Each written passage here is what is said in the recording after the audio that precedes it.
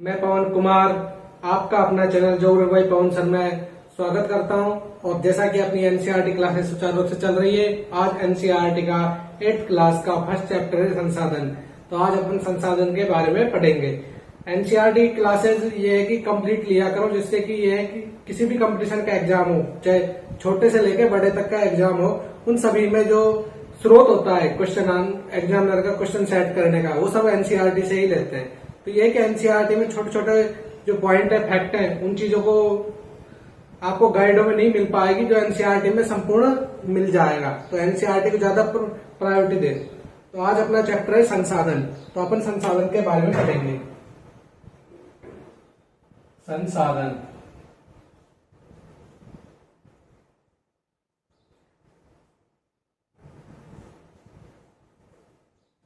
देखो, संसाधन है क्या। सबसे प्रमुख बात तो यह है कि संसाधन है क्या। और संसाधन वर्ड है जो यूज क्यों किया जाता है, जो साधन के रूप में यूज किया जाता है। तो जो संसाधन है वह वस्तु, वह प्रत्येक वस्तु जो मनुष्य या फिर प्रत्येक वस्तु जो अपने उपयोग के लिए आवश्यकताओं का पूर्ति करे, वो संसाधन कहलाता है। तो संसाधन है क्या। वह प्रत्येक वस्तु जो मनुष्य के आवश्यकताओं को पूर्ति करे, जो उपयोग के आवश्यकताओं की पूर्ति करे, वो संसाधन है। तो संसाधन की हम परिभाषा लिख लेते हैं। संसाधन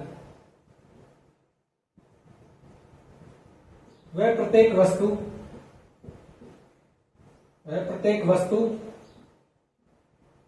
जो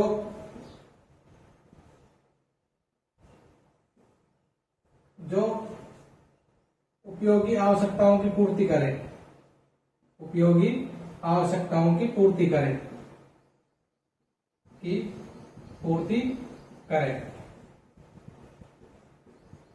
वो सभी क्या है, संसाधन है। तो संसाधन है क्या। वह प्रत्येक वस्तु जो उपयोगी है और अपनी आवश्यकताओं की पूर्ति करता है, वे सभी संसाधन के अंदर आते हैं। तो संसाधन जो मनुष्य के लिए, क्योंकि जो संसाधन है वो उपयोग कौन कर रहा है, अपनी बुद्धि का विकास के रूप में जो बुद्धि है अपनी, उनका उपयोग कौन कर रहा है, मनुष्य कर रहा है। तो सीधी सी बात, संसाधन किसके लिए उपयोगी होंगे, मनुष्य के लिए। वैसे प्राणी जीवों के लिए भी संसाधन उतने ही इंपॉर्टेंट है। एक वस्तु या पदार्थ की उपयोगिता अथवा प्रायोगिकता ही संसाधन बनाती है। संसाधन को बनाती कौन है, प्रत्येक पदार्थ या वस्तु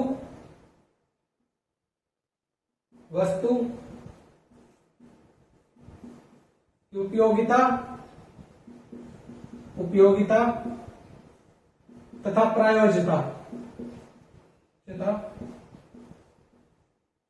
संसाधन बनाती है।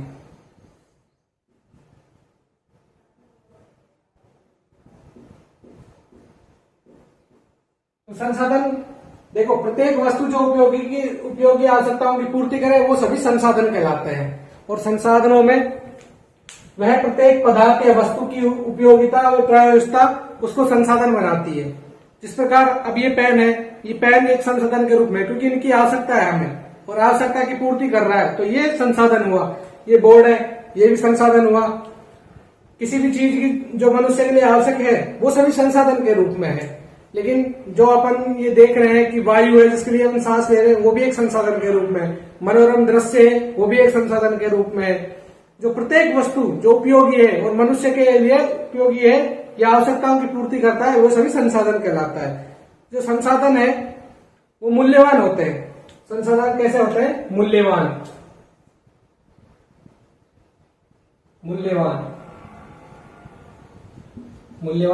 होते हैं। तो संसाधन मूल्यवान होते हैं। अब मूल्यवान में मूल्य का अर्थ ये नहीं है आर्थिक कीमत से हो। मूल्य का अर्थ है उसकी महत्व के ऊपर, कि उसकी महत्वता कितनी है, तो उसके ऊपर है मूल्यवान मतलब मूल्य आर्थिक कीमत नहीं बता रहा, ये मूल्य बता रहा उसका महत्व। कि किसी भी संसाधन है, उसका जितना महत्व होगा, वो उसकी जो मूल्यवान है, उसकी कीमती उसी के ऊपर डिपेंड करती है। अब ऑक्सीजन है, ये कितनी मूल्यवान है। मनोरम दृश्य, उसका अपना एक महत्व है। तो ये महत्व के ऊपर है इसकी ये आर्थिक कीमत के आधार पर नहीं है, ये मूल्यवान होते हैं इसलिए बोला गया है इसको मूल्यवान। जिस प्रकार अपन देखते हैं जो अपनी दादी है वृद्ध अवस्था में है, जो उनके नुस्खे होते हैं, किसी भी चीज की बीमारी या कुछ भी हो उनके लिए अलग से नुस्खे होते हैं जिनका उपयोग अपन करते हैं, लेकिन उन चीजों का उपयोग करते हैं उनका कोई पेटेंट नहीं है, उनका कोई पेटेंट नहीं है। वो अपने उसका यूज कोई भी ले सकता है, कोई भी बेच सकता है उस चीज को, और उन चीजों को फायदा भी मिलता है। लेकिन एक फार्मासिस्ट है जो मेडिकल में बैठा हुआ है, वो दवाई देता है, उसने अलग से अपना पेटेंट करा रखा है, तो ये पेटेंट है। एक वर्ड आता है इसमें पेटेंट। पेटेंट तो पेटेंट है क्या? देखो पेटेंट ये है, इसका तात्पर्य है किसी विचार या आविष्कार से, किसी विचार या आविष्कार का एकाधिकार होना, वो पेटेंट के अंडर में आता है। जैसे अपन किसी भी चीज का आविष्कार कर दे, खोज कर दे, लाइट की खोज करना, बल्ब की खोज करना, जिस प्रकार कोई भी मशीन है उनके खोज करना, मोबाइल तकनीक विचार, किसी की अवधारणा, वो सभी पेटेंट है। उन सभी पर जो एकाधिकार होता है वो पेटेंट वर्ड यूज लिया जाता है वहां पे, तो उसका एकाधिकार हो जाता है उस चीज में, तो इसमें ये पेटेंट वर्ड यूज किया गया है। जो आपकी शब्दावली है इसमें पेटेंट वर्ड लिया गया है। और जो संसाधन है वो समय और प्रौद्योगिकी के ऊपर डिपेंड करते हैं। जो संसाधन है वो किस पर डिपेंड करते हैं? समय और प्रौद्योगिकी पर। समय प्लस प्रौद्योगिकी।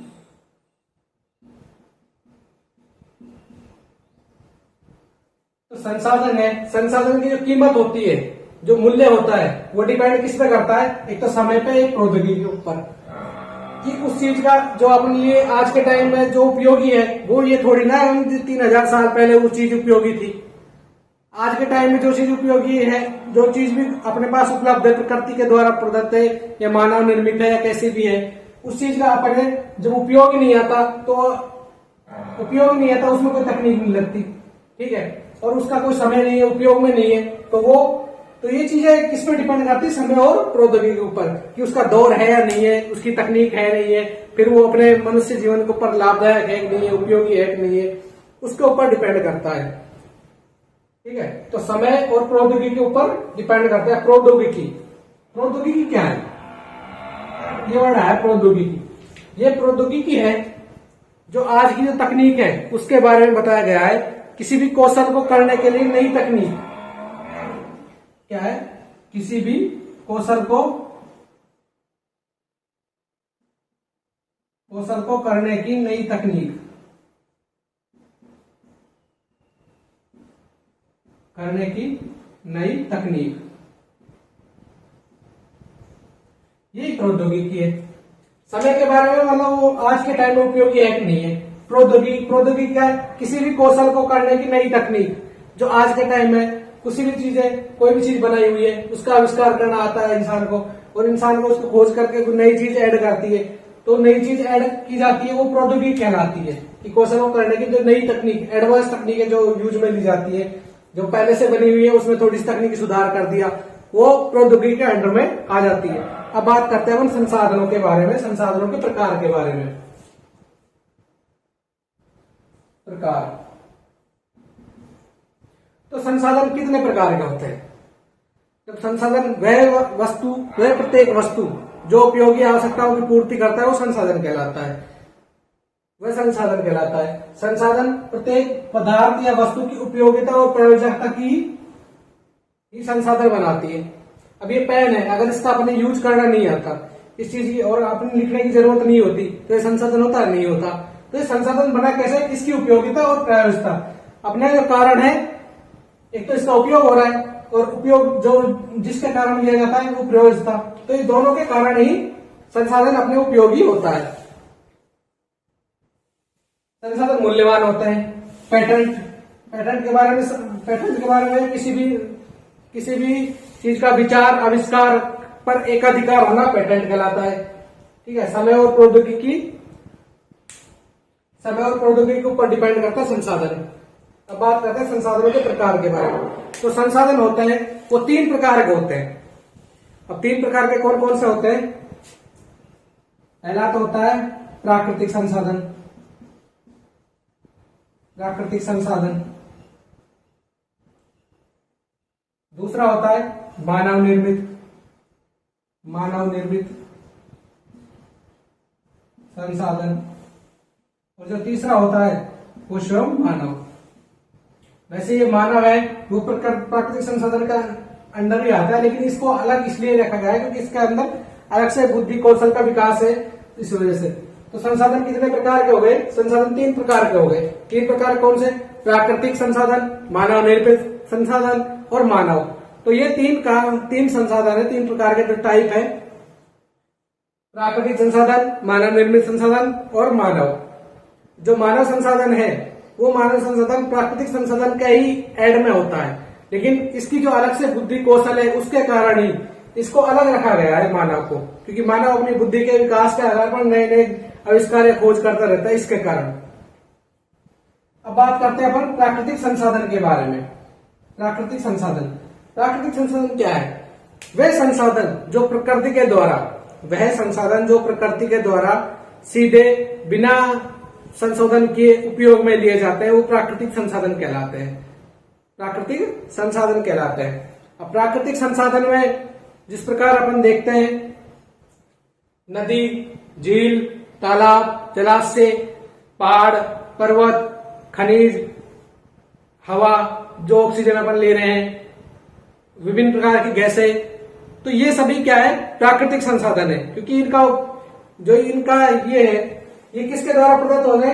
प्रकृति के द्वारा, सीधे प्रकृति के द्वारा प्रदत्त होते हैं। तो सीधे प्रकृति के द्वारा प्राप्त होते हैं, इनका कारण इसमें कोई संशोधन किया नहीं जाता, कोई सुधार नहीं किया जाता, हवा में कोई सुधार नहीं किया जाता। नदी है, नदी का जल है, उसमें कोई सुधार नहीं किया जाता। पर्वत है, वो पर्वत प्रकृति के द्वारा प्रदत्त है ज्वालामुखी विस्फोटों के कारण। तो वो क्या है? प्राकृतिक संसाधन। अब बात करते हैं मानव निर्मित संसाधन। जितनी भी मशीनें वगैरह है, मशीनरी है, उन सभी का आविष्कार किसने किया है? मानव ने। जो नई नई तकनीकों का यूज किया जाता है वो भी मानव ने किया है। जो अपने सुविधा के लिए उपयोगी होता है वो सभी चीजों का आविष्कार मानव ने किया है। कोई अवधारणा दी है वो किसी ने दी है? मानव ने दी है। और तीसरा नंबर पर आता है मानव। अब बात करते हैं स्पेशल प्राकृतिक संसाधनों में, इनको 2 भागों में बांटा गया है, नवीनीकरण संसाधन और अनवीनीकरण संसाधन। इसका ही पार्टीशन किया गया है, नवीनीकरण संसाधन और दूसरा हो गया अनवीकरण।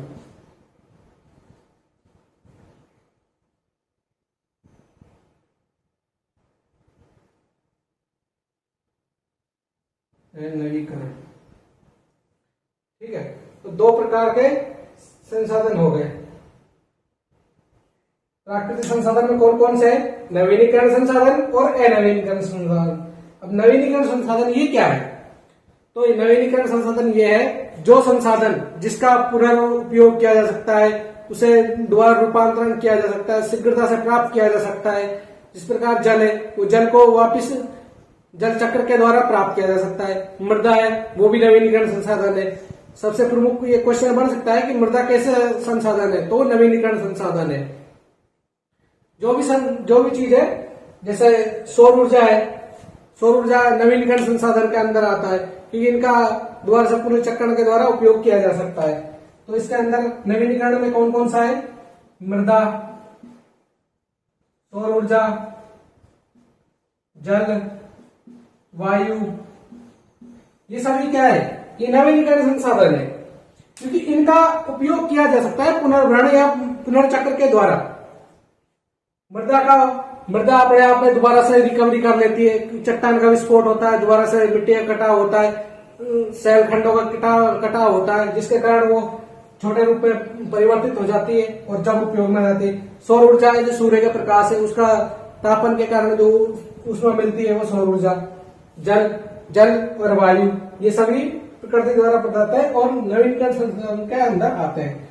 अब बात करते हैं इसके नवीनीकरण के संसाधन के जो भंडार है वो भी असमाप्य है। संसाधन कैसे हैं? असमाप्य। असमाप्य मतलब भंडार अधिक है। असमाप्य भंडार है। तो इनका जो समापन हो ही नहीं सकता, मतलब इनका पुनर्भरण के कारण उपयोग में बार बार ली जा सकती है और ये समाप्त न होने वाले जो है असीमित भंडार हैं, वो कौन से है? नवीनीकरण संसाधन के।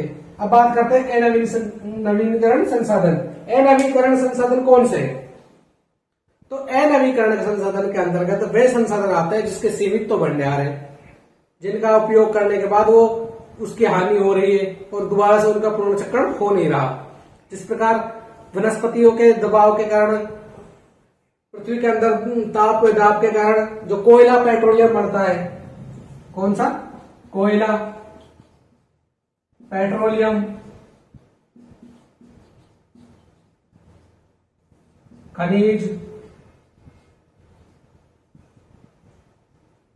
ये कैसे संसाधन है? अनवीकरण संसाधन, क्योंकि इनका उपयोग आज के टाइम में सर्वाधिक ज्यादा किया जा रहा है। इनका खनन के कारण ज्यादा उपयोग लिया जा रहा है और इनके जो भंडार है वो सीमित भंडार है। कौन सा है? सीमित भंडार, सीमित भंडार। ठीक है, तो प्राकृतिक संसाधन में कौन कौन से आ गए? नवीनीकरण संसाधन और अनवीनीकरण संसाधन। नवीनीकरण में जिसे नवीन मतलब दोबारा से नया रूप में परिवर्तित किया जा सके, दोबारा रूप में उपयोग किया जा सकते, वो आता है नवीनीकरण में। और अनवीनीकरण में जिसका उपयोग दोबारा से नहीं किया जा सकता, इसका प्राप्त करने के लिए, पुनर्भरण के लिए ज्यादा लंबा टाइम लगता है, कई वर्षों सैकड़ों वर्षों का टाइम लगता है, जिसके कारण उनका दोबारा से पुनर्निर्माण होता है। तो अगली पीढ़ी को मिलने में इसकी जो सीमित भंडार है, जल्दी समाप्त होने वाले भंडार है, तो इनका उपयोग हमें कम ही करना चाहिए और नवीनीकरण संसाधन है, इनका उपयोग हमें अधिक करना चाहिए। ये हो गया नवीनीकरण और अनवीनीकरण।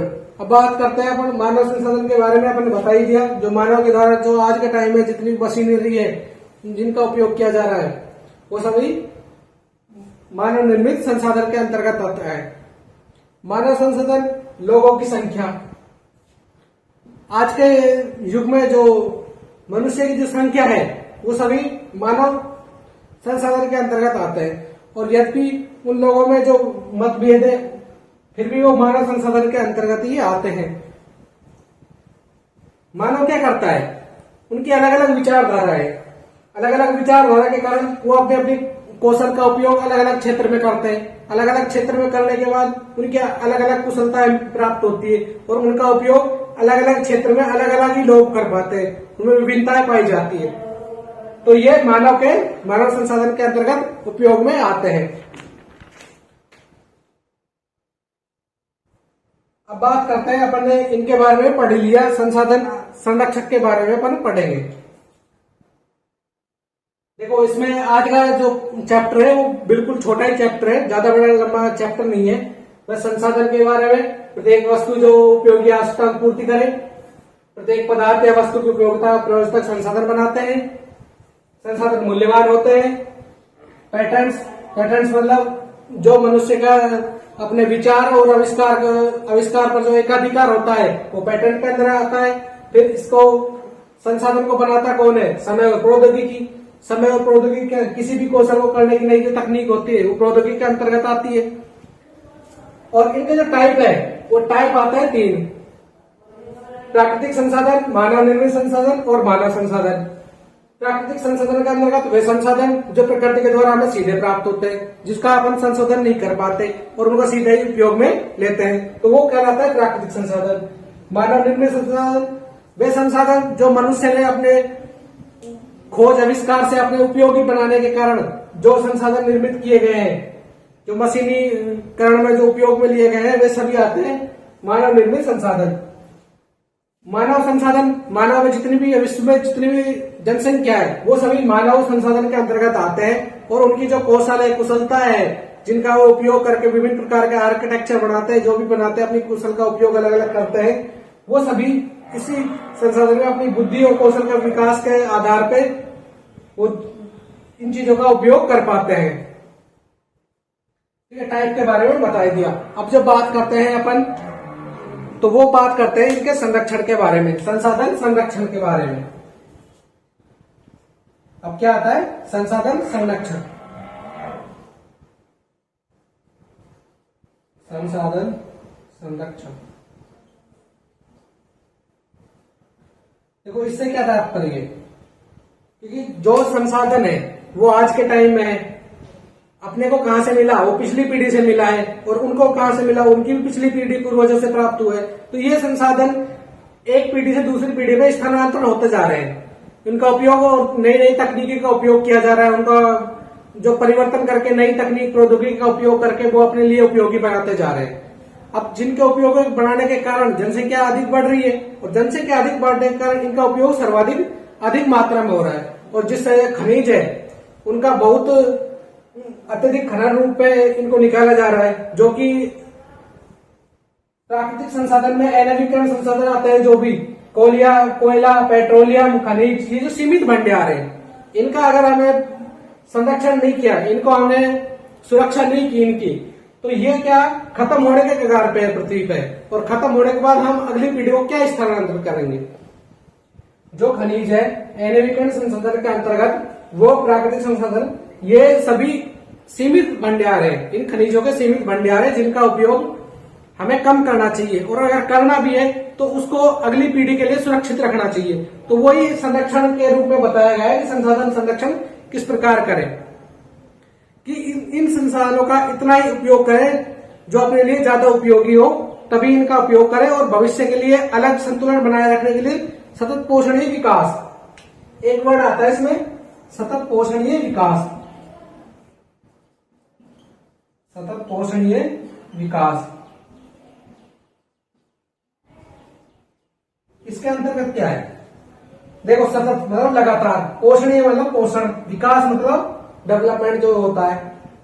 तो सतत पोषणीय विकास से मतलब ये है कि जो अपनी एक पीढ़ी से, जो हमें पूर्वजों से जो खनिज प्राप्त हुए, जो संसाधन प्राप्त हुए, वो हम अगली पीढ़ी को भी सुरक्षितता से रूप में पेश कर सके, वो भी इन चीजों का उपयोग किया जा सके, और वो अपने अपने नई नई तकनीकी को यूज करके, उनका पुनर्मरण करके उन चीजों को यूज किया जा सकते। तो सतत पोषणीय विकास के अंतर्गत ही आता है। इसमें यह है कि हम वर्तमान पीढ़ी में जो प्राप्त है वो अगली पीढ़ी में हमें सुरक्षित रूप में अगली पीढ़ी को हम पेश कर सके, तो वो आता है सतत पोषणीय विकास के अंतर्गत ही। और संसाधन संरक्षण में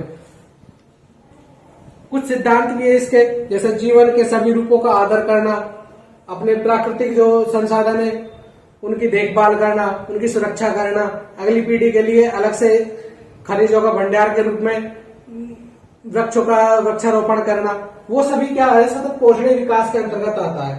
तो आज का जो चैप्टर था वो छोटा ही चैप्टर था, और ये बस इसमें यही इंपॉर्टेंट है, बस यही याद रखना है। संसाधन है लिखने का, अगर जैसे आप एसएससी वगैरह, ये सीजीएल का जो मेंस वगैरह लिखा होगा, यूपीएससी वगैरह में, तो वहां पे ये लिखित में ज्यादा आता है, ये कंटेंट ज्यादा आता है। ये संसाधन है, वह प्रत्येक वस्तु जो उपयोगी आवश्यकताओं की पूर्ति करे वो संसाधन कहलाता है। संसाधन में प्रत्येक पदार्थ या वस्तु की उपयोगिता और प्रायोगिकता ही संसाधन बनाते हैं।